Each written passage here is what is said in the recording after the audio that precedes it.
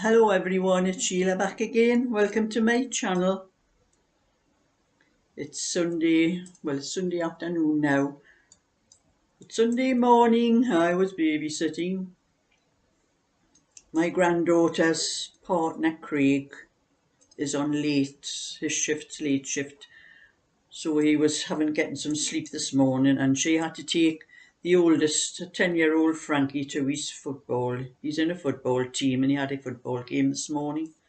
So she brought the two youngest ones to me to look after while she was at the football match with Frankie. And was I glad when she came and picked them up. I've got lots of toys in my house. I've got Lego bricks from when my kids were little. They must be about 50 years old. Well, they started getting them because my oldest son's over 50 now. And I started collecting them when he was quite young. So there was plenty Lego bricks for them to play with. There was plenty toys. I had those track things that you build and that, but the fighting that went on. And then I had pack of those wooden skittles, and I usually set them up along my passage and run the balls. The wooden balls as well. Use the good size skittles that are like. So Tommy decided to set them up in the passage. Only he didn't want Eddie to play, he wanted me to play. And I said, "You're going to have to learn to play with your brother. I am not playing skittles with you." So he's Eddie, you can play with Eddie. That's what he's there for, play with your brother. So it took me ages to persuade him that I wasn't playing with him, that he was playing with Eddie. So I got that sorted, and when it was Eddie's turn, Eddie wouldn't let Tommy have a turn, so the fighting started again, and they fought over every single thing, every Lego brick that Tommy had, Eddie wanted, or the other way around. And then they had those tracks that you clip together, the wooden ones with the little round little things that you stick in, and they were playing with them, and they started fighting over them because one didn't want this bit here and didn't want that bit there, and it was a relief when Cheryl come and picked them up. And I'm going back down their house this afternoon. I must be out my mind. But anyway, Cheryl came this morning, couldn't get anywhere near my garden. Next door, the van parked again, half over my drive and half over my garden. All night. If I'd had to come out in emergency, I would have had to walk them up to get the van moved. So she had to park on the green opposite the house, which was really annoying. And then when she came and went away, when she came here to pick the kids up, the van had gone, so she managed to park in front of the house to pick the kids up. And when she went away, I opened my drive gates and I come back in the house, and I'm going to get my car at the garage, so I'd go to park it on the road. But I came into the house and I finished clearing up one or two things. Me and Cheryl had been clearing all the toys up while the kids were still here. I was clearing the rest up, and when I looked out to go and get the car out the garage, this van was back again. Not quite on my drive, but close enough to the edge to stop me getting out.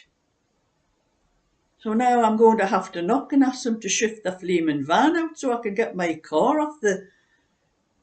I don't know what's wrong with them parking over her garden, over her drive. I'm really getting annoyed with this.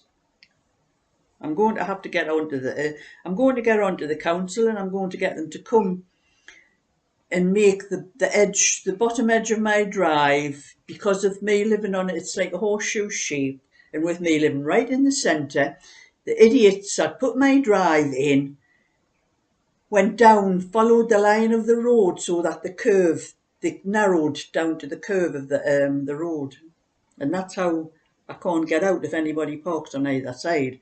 Instead of making them go out edge of the drive go out. They just followed the lines down like that, and it just got narrower and narrower and narrower down to the edge of the road. And everybody thinks if they park on the edge of my drive, they're not on my drive, but I can't get out when they do that.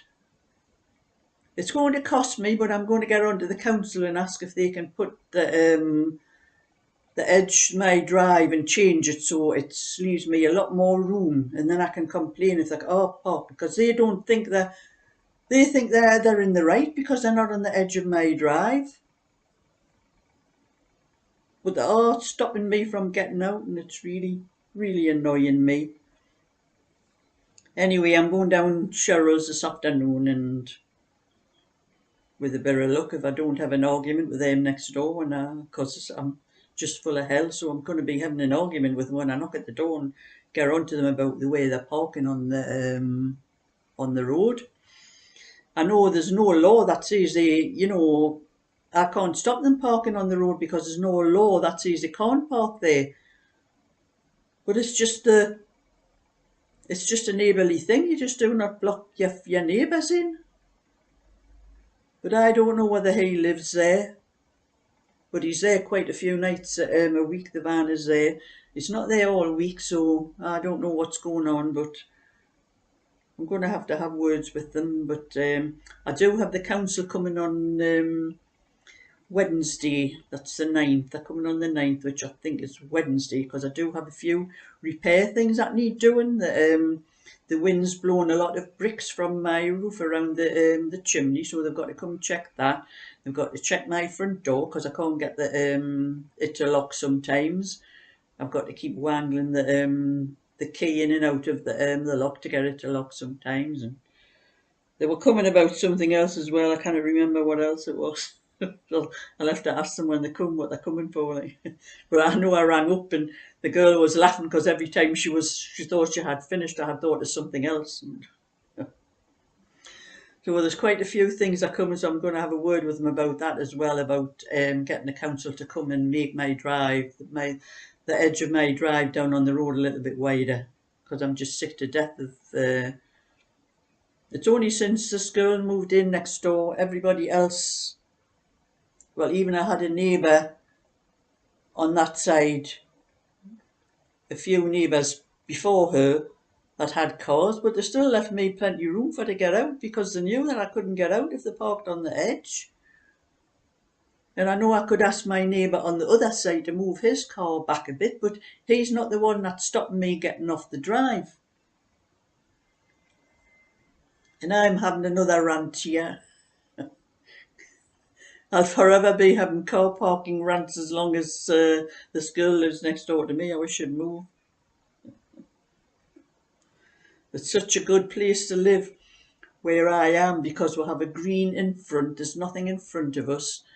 And even at the back we'll have tracks, and there's a railway line at the back. So we'll have no houses at the back. We only have houses on either side of us. And it's a really good place to live in that, and that's why I like it so much as well. And I mean, we have really large gardens. Oh no, the back, well, my front garden is quite large and my back garden is very large, only I think it's getting a little bit too large for me just lately. Like, I haven't been able to do what I normally do, but I think a lot of my sitting knitting has been putting a stop to a lot of my gardening. That's why I am going to hold my orders when the better weather comes, because I want to get out and do.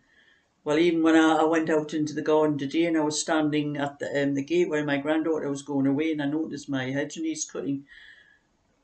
We've had some really cold weather, but it must be warm enough for the hedge to grow, because it has grown quite a bit. So that's just my little bit for today, a little chat, a rant, and just letting you know what I'm going to do. And I'll be off way down my granddaughter soon, hopefully. So thumbs up and subscribe, and I'll catch up with you another time. So bye for now.